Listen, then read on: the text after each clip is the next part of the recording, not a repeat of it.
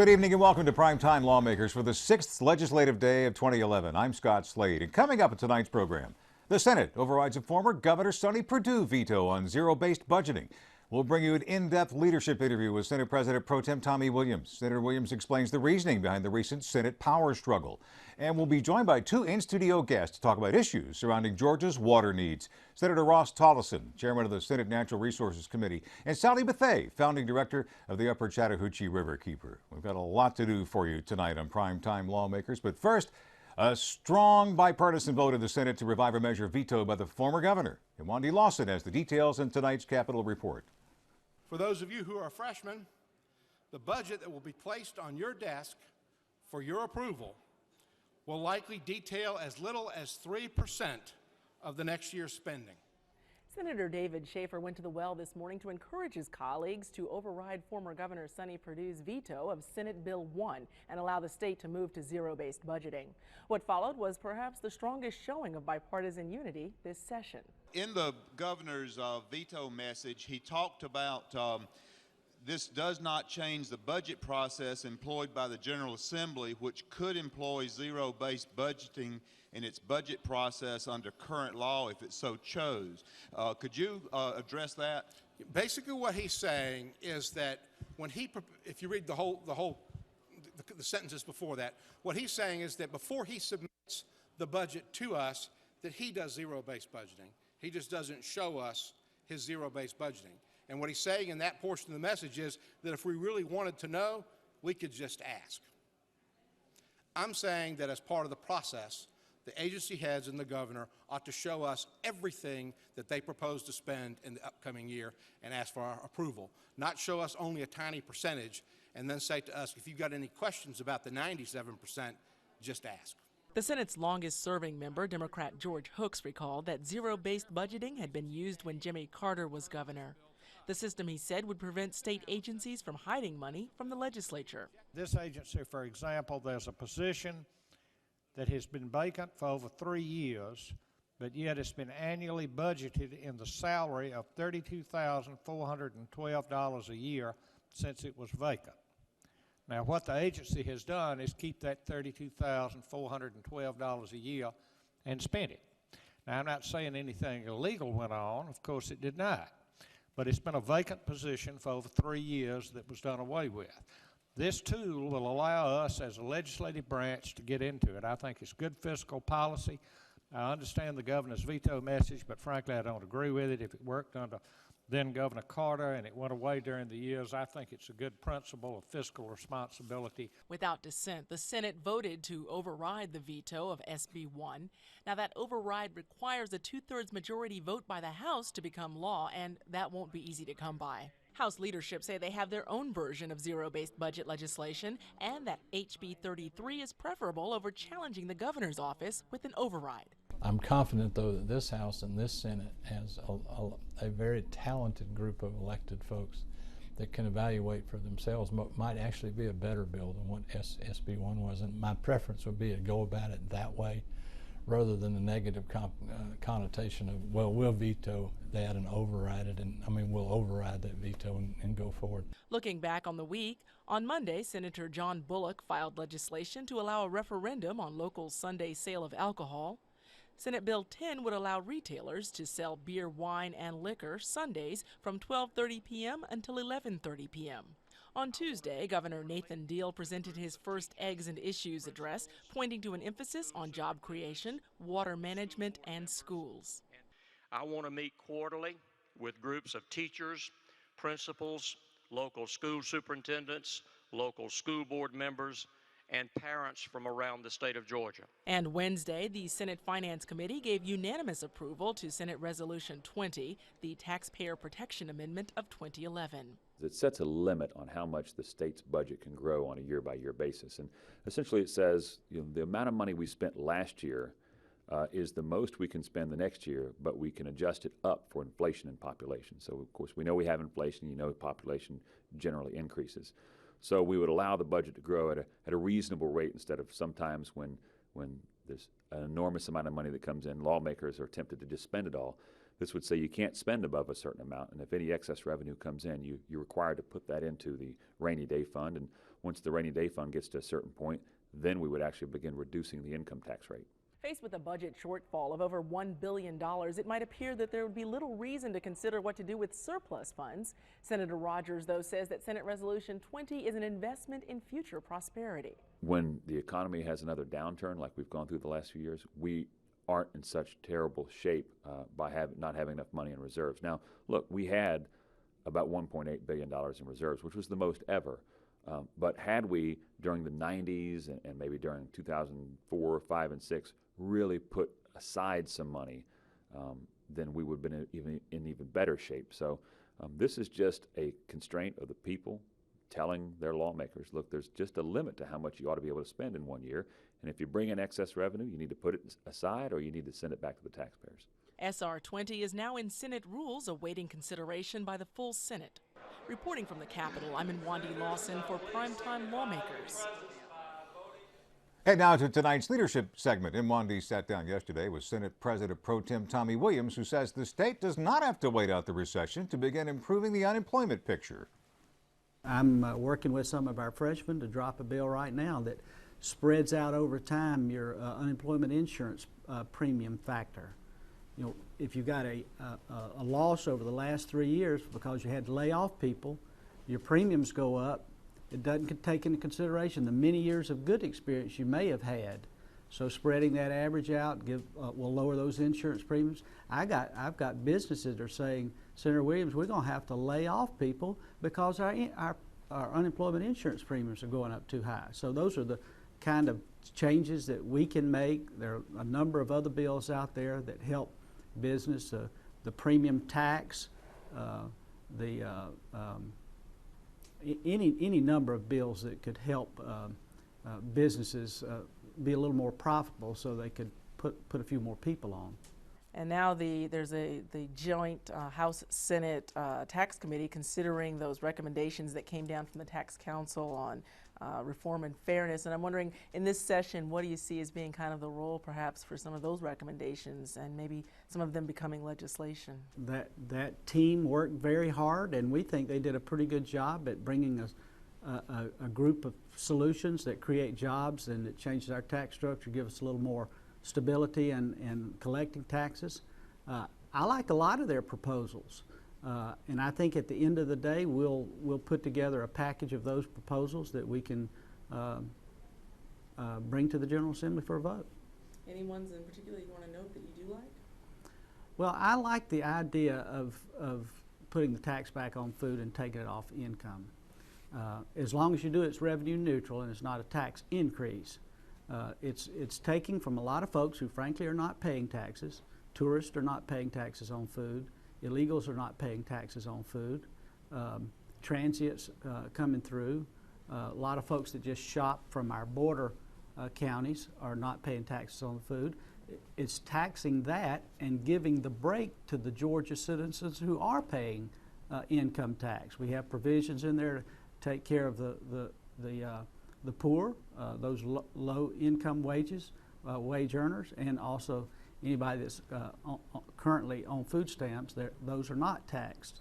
So I think that's a fairer, flatter tax that we should consider. Any chance for that moving forward during this particular year, or is that something that you think we need to look at over a longer period of time? Well, if it needs to be done, I don't know why we can't do it this year. Obviously, we have to look at our budget, what our needs are there, what of this we can do. If we address premium tax, you know, that costs us some money. Inventory tax is another tax that hurts our ability to recruit big box companies. Warehouses that would come into Georgia may not come because we have an inventory tax that they have to pay at the end of the year. So those are the kinds of things that will create jobs and give our businesses that we're trying to recruit a reason to come to Georgia. Governor Deal told reporters yesterday that he is proposing $300 million over the next 4 years to improve the water infrastructure here in Georgia. And I'm wondering, what do you see as being the way that some of this money might be used and prevent perhaps federal intervention into the matter? Well, the governor has a great spirit about him. I mean, he's a good negotiator. He's a very friendly person an endearing kind of guy, and he's already met with the governor in Alabama. They're having great conversations about how to solve our water wars with Alabama and Florida. He's the kind of person that, frankly, I think can get us to an agreement there, which certainly will help with our issue with the federal judge. But the money that's for infrastructure doesn't necessarily have to be only reservoirs. It takes a long time to build a reservoir. We're looking to contract with some cities and counties that may be ready to build a reservoir now, that we can just join them, that they're already part of the way through the permit process, which can take, frankly, years. There are other issues that digging wells, conservation, that we can do that are not necessarily reservoirs, but long term we need to be building some reservoirs and storing up water during times of plenty.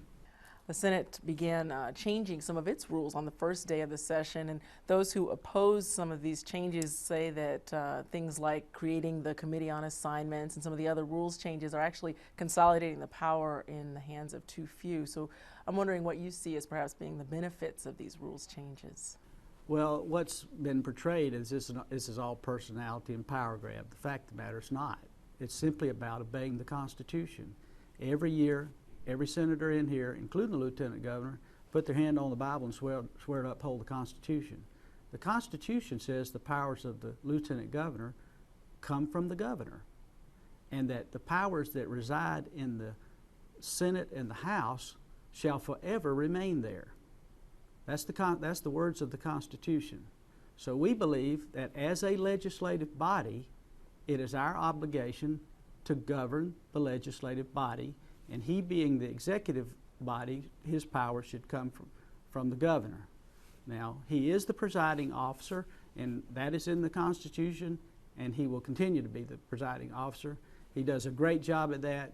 He's a good man. We all like him. We just believe there's a separation of powers issue in the Constitution, and we need to abide by that. We also heard from Governor Deal that he would like to see the Quality Basic Education Act, the funding formula for our public schools, changed during this session. I'm wondering what some of your opinions might be about that.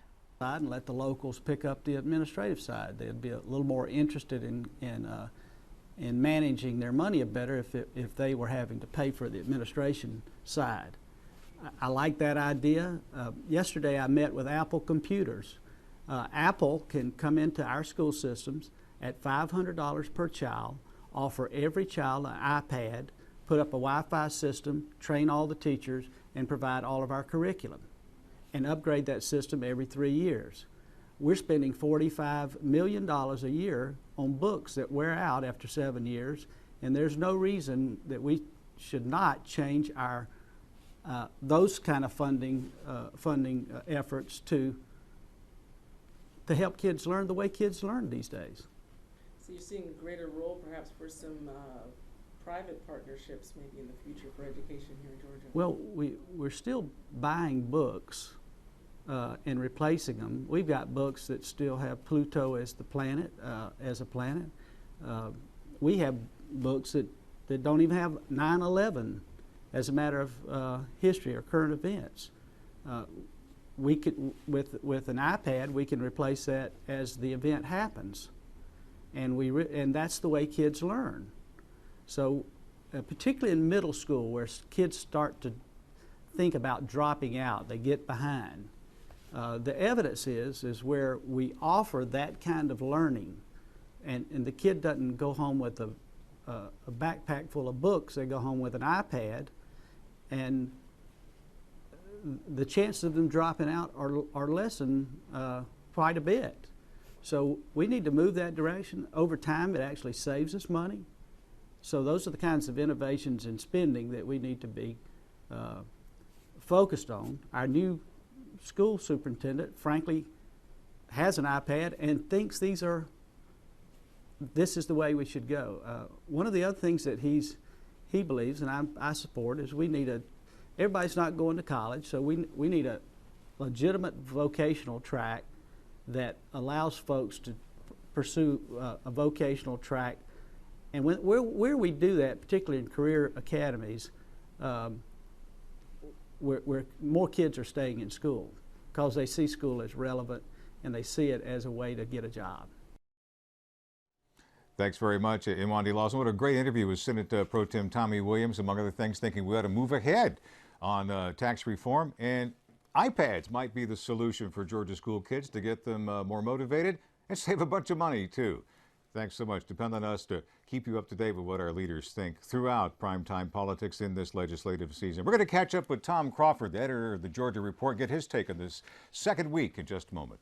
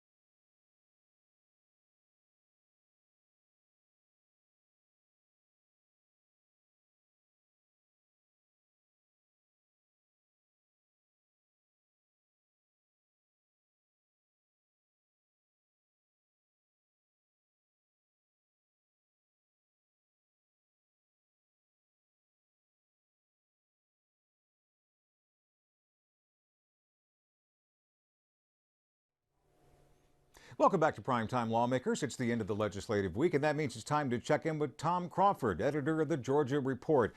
I spoke with Tom earlier today, and we started by talking about the pace of the legislative session.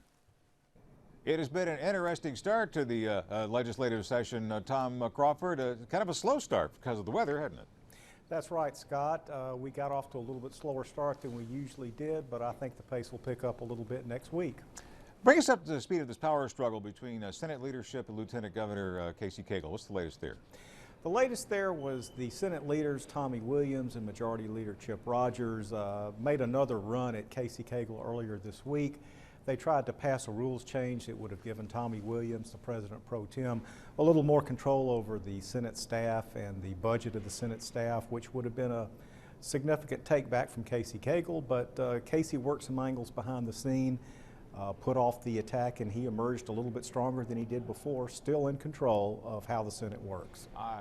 And what does that mean, in control of how the Senate works? How legislation moves forward? Well, yeah, and his presiding over the body, and also in the control of his own staff, really, and the budget and other administrative aspects like that. He's been able to recover a little bit from the setback he had a few weeks ago with the Senate's Republican caucus. Meanwhile, even with all the distractions, the legislature is beginning to move forward to some hot-button issues, Tom. Let's start with immigration bills. There were two immigration bills introduced this week, one in the House and one in the Senate, and they both were an outgrowth of that special House-Senate study committee that held several hearings back in the fall. The legislation is very similar to what Arizona passed last year in terms of giving the police more power to hold people that they suspect might be illegally residing in Georgia. If this bill is actually passed and signed into law, of course, everybody expects the federal government to step in, challenge it in court, and have it set aside until this whole matter is decided, maybe at the Supreme Court level. Meanwhile, Governor Deal advanced his agenda in front of the Georgia Chamber of Commerce earlier this week. Eggs and issues, anything really new there? Nothing really newsworthy. He said he's going to set up a number of task forces in things like education, water supply, business competitiveness, to come back with some new ideas that he might be able to try later on. This is really a way of buying time at a time when you don't have a whole lot of money to spend on new programs. You can at least make people think that you're still trying to move things forward. And I think that's what the governor's trying to do here. And the Georgia Senate voting 52-0 to override Governor Perdue's veto. Now, bring us up to speed on that. This was a bill that Governor Perdue, or former Governor Perdue, vetoed last year that would have required the state to go to what they call a zero-based budgeting process, which is basically a top-to-bottom examination of every dollar that a state agency spends. The Senate and the House both passed a bill last year that would require this zero-based budgeting. Governor Perdue didn't agree with it and vetoed it. The Senate voted today to override that veto.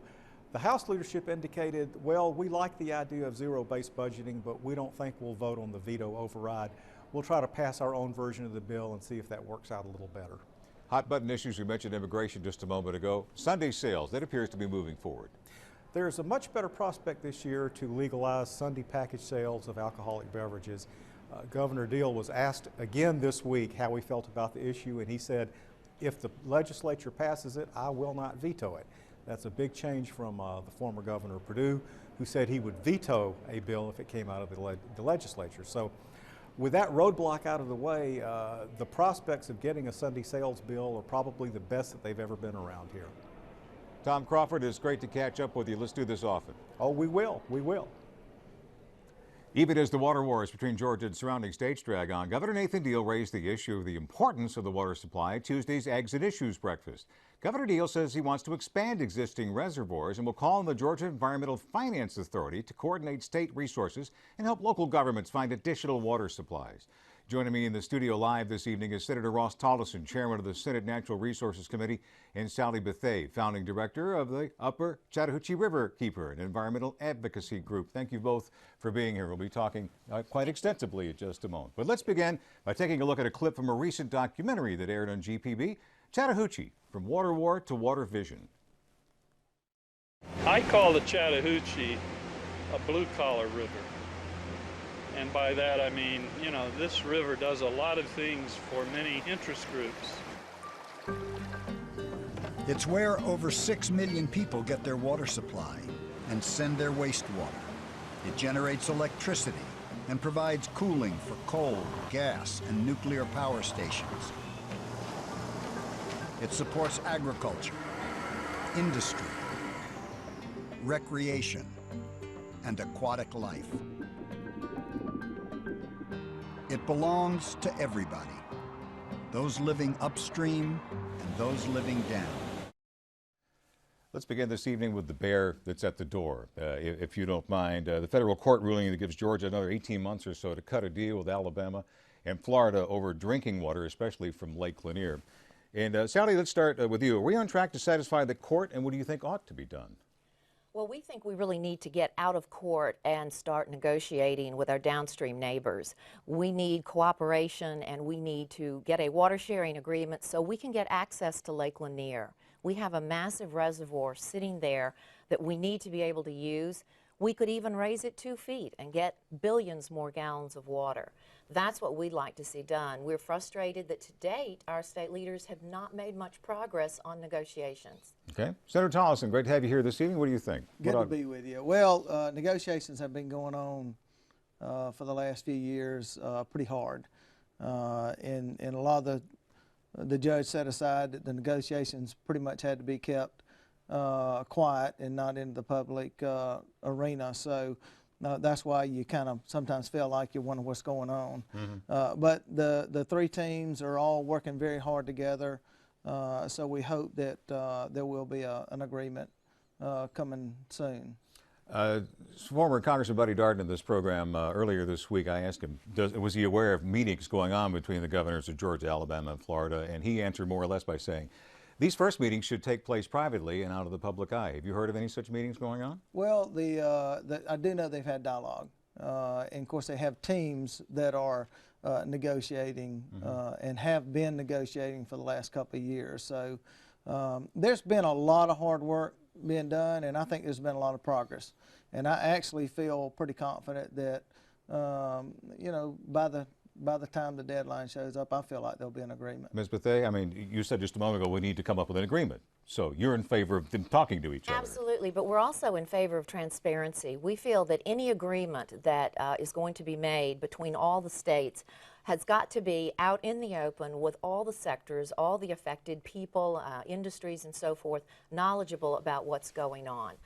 So there's buy-in to the ultimate agreement. We think that's an absolutely critical element, and we've been pretty frustrated at the lack of transparency to date. Okay, well, perhaps some of those doors will open a little bit here Hopefully. as we get closer and they start talking publicly. Another issue here, a hot button issue in all this, is interbasin transfers. An AP story says rules adopted Wednesday by the Department of Natural Resources provides greater scrutiny on requests to take water out of one river basin, use it, and return it to another basin.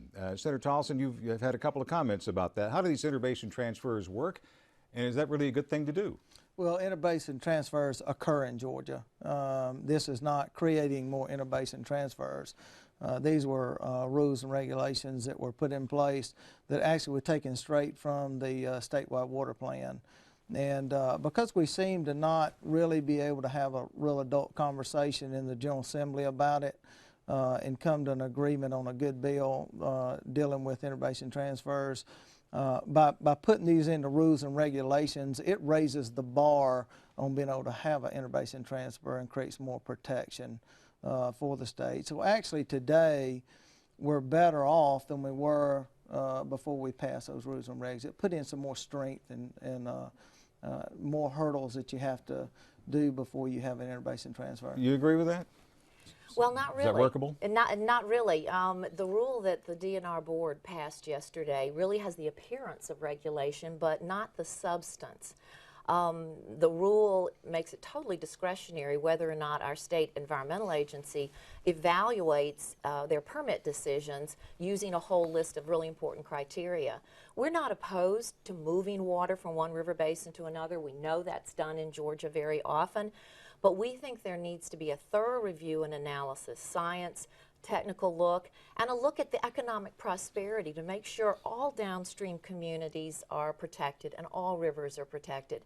We need to see our Georgia EPD mandated to do this sort of review. We need certainty, and we think it'll be very helpful with Alabama and Florida to have a stronger rule, which is why we're now carrying it to the legislature. As far as building new reservoirs is concerned, that's going to take a while. But Governor Perdue's pushing it, saying the longer we wait, the longer it takes. I mean, is that going to be Governor Deal now? I'm sorry, Governor Deal. What am I saying? Yeah, Yeah. Governor. Yes, yeah, absolutely, Governor Deal. We're talking about a lot of money here and a lot of time, but at least we'd control them, wouldn't we?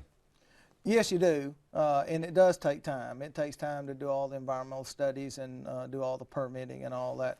And I think probably out of the gate, probably adding capacity to lakes will be our first real increase of supply of water. Raising the level is... That's right, okay. raising the levels and adding supply in different reservoirs, I think will be the first addition of supply in the state. And I think that it'll take years to get other reservoirs online. Conservation. Everybody can argue that it's always a good thing to conserve our natural resources, but would this help us in our negotiations with other states?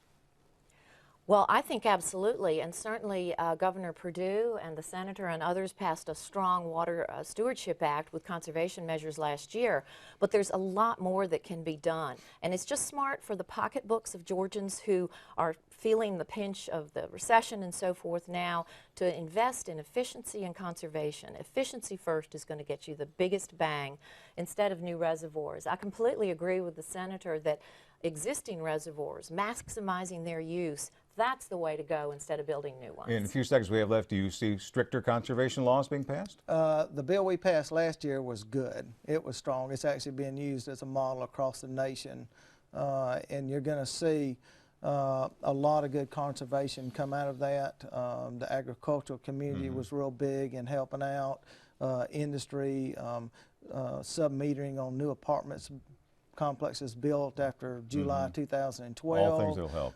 Yeah. You won't even be able to buy a plumbing fixture in the state of Georgia after 2012 that's not a water saver plumbing fixture. So there's a lot in that bill. We'll have to and leave it really was a strong one. have to leave it there for tonight. Thank you so much for joining us. It's illuminating, and this is going to be a big issue. Obviously, Thank you appreciate very both of you much. being here. That's all the time we have for this evening. The General Assembly is not in session tomorrow, so primetime lawmakers will not be seen at 7, but please tune in for primetime politics.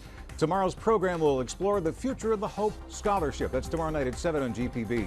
When Primetime Lawmakers returns on Monday, we'll bring you another installment in our Leadership Interview Series. House Majority Leader Larry O'Neill is scheduled to appear, plus in-depth analysis on important legislative issues and the latest Capitol news. Primetime Lawmakers returns Monday, January 31st at 7 p.m. See a repeat of this broadcast at 5:30 tomorrow morning on GPB. Coming up next, Georgia Outdoors. Thanks for joining us.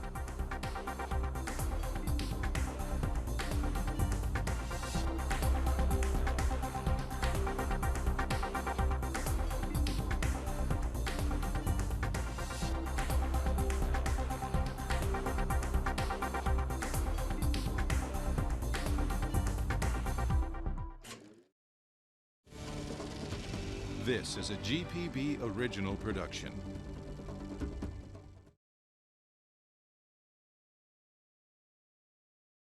More transparent.